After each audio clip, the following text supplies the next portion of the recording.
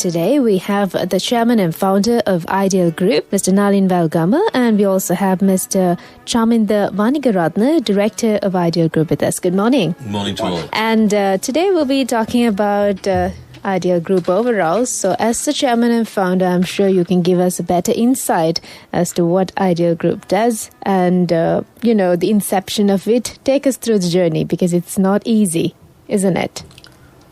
Well, actually, Ideal Group started here in Sri Lanka about 20 years ago after I returned from the UK after my studies. And I had formed a company in the UK as well called Ideal Plant and Vehicles Limited in the year 1986. Thereafter, upon my arrival here, I formed the Ideal Group in Sri Lanka, and we've come a very long way. And actually, we are our main focus. We are primarily a automobile-based company, but we have expanded into other areas like renewable energy. We also own a finance company which is fully fledged, and we have a logistics arm, a courier company, and so on. So it's a fairly well diversified company right now. And we are also into the assembly of vehicles where we partner Mahindra and Mahindra. We've been their partner for the last 11 years, and they have actually invested with us in a plant in Valipanna, Kalutara, where they have taken 35% of the equity, and they have given Sri Lanka a big boost. That certainly is good news. But speaking of motor vehicles and speaking of the situation we're going through currently in the country, I think it applies to many high-end products. I'm speaking to Mr. Chaminda. The pandemic situation, and also obviously people are being a little bit more economical and considering twice before getting something. So what would you say about the market right now? Yeah, markets are a little bit stagnated, after COVID pandemic. But markets are emerging also after June it starts emerging. But with the restrictions of government of importation of vehicle, it's adversely affect to industry. The Sri Lanka, as you all know, that it's a trading business in Sri Lanka. That we do import of vehicles and sell it in Sri Lankan market through authorized distributors and some of parallel importers. Its market is little going down, but the demand is rising, and we have some plans in hand of how to face this situation. And, Mr. Welgama also did mention about eco-friendly, going green with emission and all that. Now, obviously, when it comes to vehicles, now people are concerned about the environment. They are always thinking twice about purchasing a vehicle and about its emission and all that. So what's the trend like right now, currently, about all these eco-friendly vehicles and especially the electric vehicles? Do you think it's becoming a thing right now here in Sri Lanka? Well, actually, it's a very good question because we are used to the ICE engine, which is the internal combustion engine. But of course, we all know how harmful it can be to the environment. So that's why even Sri Lanka, earlier we didn't adopt any Euro emission standards.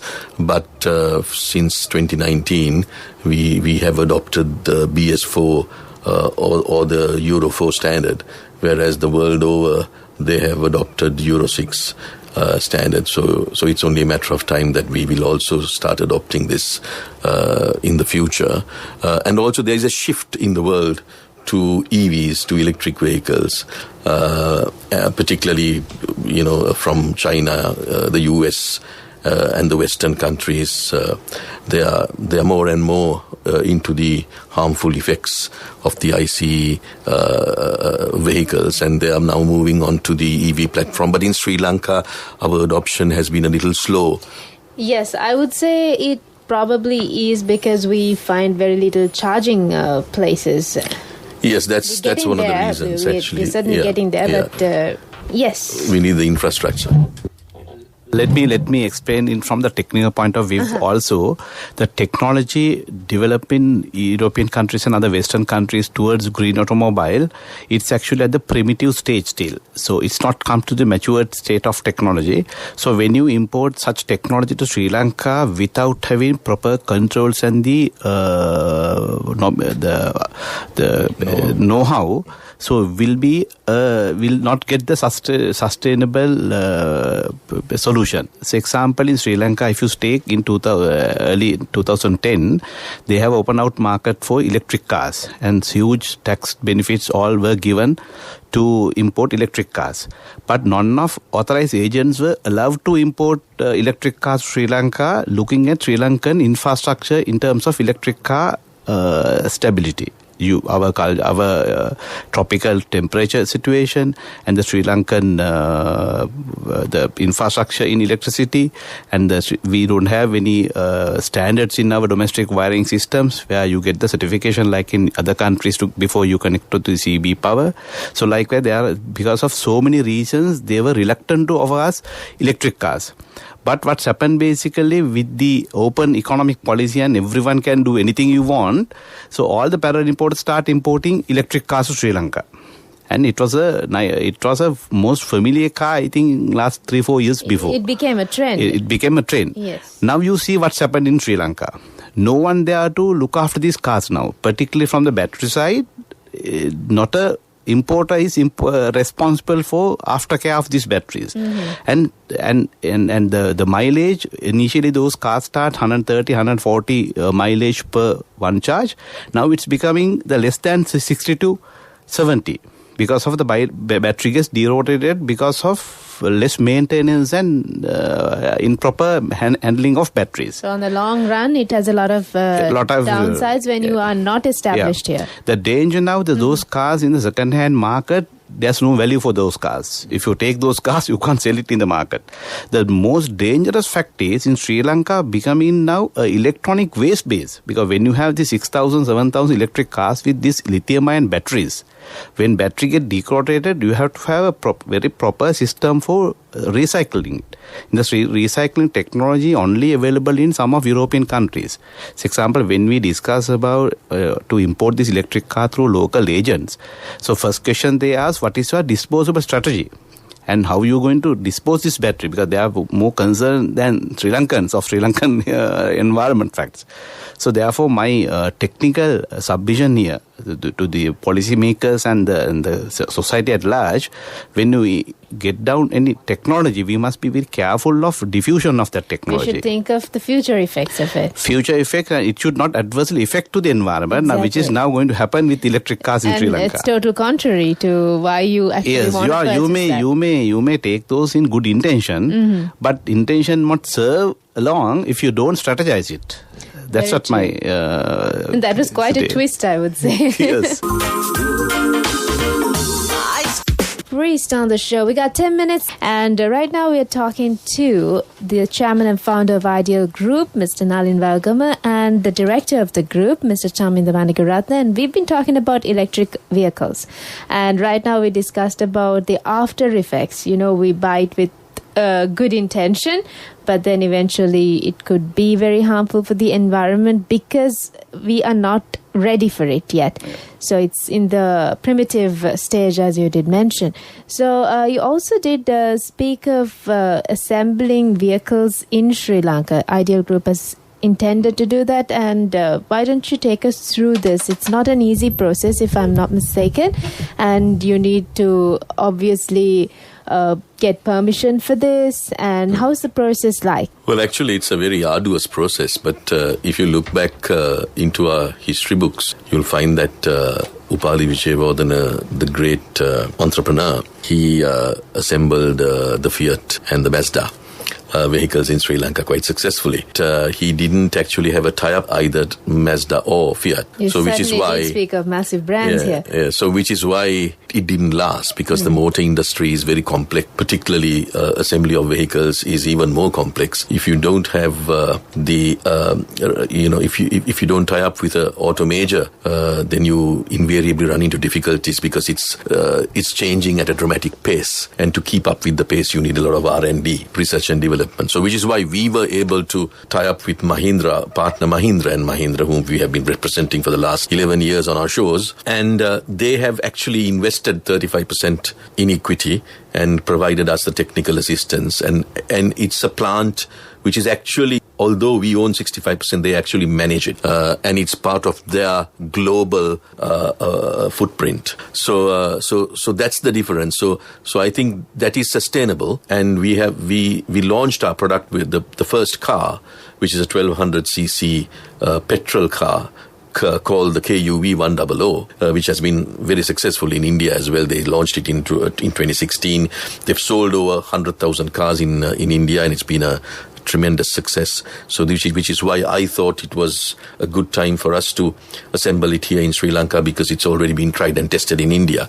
Nothing is impossible. Yeah, exactly. So we launched it last year, at the end of last year, and we are now successfully assembling 100 plus cars every month, and we are hoping to accelerate this in view of the import suspensions. I think the government is recognizing the importance of the local industry, which I think is very important, not only for assembly, but for other spheres of activity as well. And we also need to speak about the advantages of assembling vehicles in Sri Lanka locally. When you say we are trying to do it locally, itself says that it's very, very advantageous for the people here.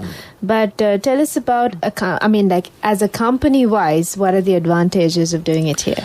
Yes, actually, the government has stipulated certain conditions for local assemblers to qualify, and that is to have a localized component of 30% of the value of the vehicle. So out of the 30%, 15%, that is one half, has to be locally sourced components.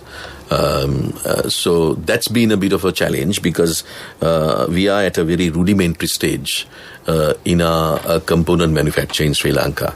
So which is why Mahindra found it a little difficult at the outset to try and source or connect with people who were doing various component manufacture. And we identified a company called Accolade, where they were into the manufacture of seats. And Mahindra actually introduced this company in Sri Lanka, this tiny company in Sri Lanka, to the world's biggest manufacturer of seats called Magna, who has a big presence in India, and they are OE fitment to the Mahindra vehicles in India. So that, I think, was a major advantage for Sri Lanka, because Magna trained the Sri Lankan tiny company and brought them up to the world stage or the world standard. So now we are able to, thereafter we have our own molds for the entire seating structure, and we do the entire operation. So like that, they have identified certain component manufacturers and brought them up to speed, and that will boost employment and the technical prowess that we need. That certainly is going to be another boost for people looking for opportunities in Sri Lanka employment is quite a hassle here right now, and with this pandemic going around, I think worldwide this has become a massive issue. People losing jobs and people trying to earn something for a living. So doing extra work here in Sri Lanka, in the sense like assembling and introducing many things in the group itself, would open out for opportunities for Sri Lankans to get more jobs. So as the director of Ideal Group, Mr. Wanigaratna, I'm sure you'll have a say on this. Yeah. So if I touch on the cost as well. The national priorities in Sri Lanka after COVID pandemic, the government has stipulated new norms in Sri Lanka. So they have clearly mentioned that they want to convert this auto trading industry to auto manufacturing industry in Sri Lanka. So all this time, the automobile is a trading business in Sri Lanka, will be converted into auto manufacturing with introduction of local assemblies. The local assemblies, basically, we have major two components, the two segment of this business. Number one, the assembly of a car, where you get down the components and do the assembly with the international collaboration. But in the same time, a development of component manufacturing base in Sri Lanka, also vital and important, because Sri Lanka being situated selected as a strategic location in local world map, where we have equal access to east and west through the Hambantota and Colombo ports, and also in Sri Lankan non-alliance foreign policies. We have no barriers of approach into countries like Pakistan, then China, India, all these countries, and the South continent, African continent. So therefore, the component manufacturing also important. So for these, we have to have skilled force in Sri Lanka. That is where the gaps I would see in time to come, because you can have factories in Sri Lanka, then all the assembly policy, everything can make, but human resource can't make that fast. Exactly. We were in a very interesting topic, whereas we've been talking about job opportunities, assembling vehicles here in Sri Lanka. We're talking to the director and the chairman also of the Ideal Group. And since we touched on, making arrangements for assembling vehicles in Sri Lanka, which would be a cheaper option for the people if they want to purchase a vehicle, because it certainly is a luxury here in Sri Lanka. So, and we also spoke of job opportunities, and there comes the topic of skills. So what has Ideal Motors done with regards to this?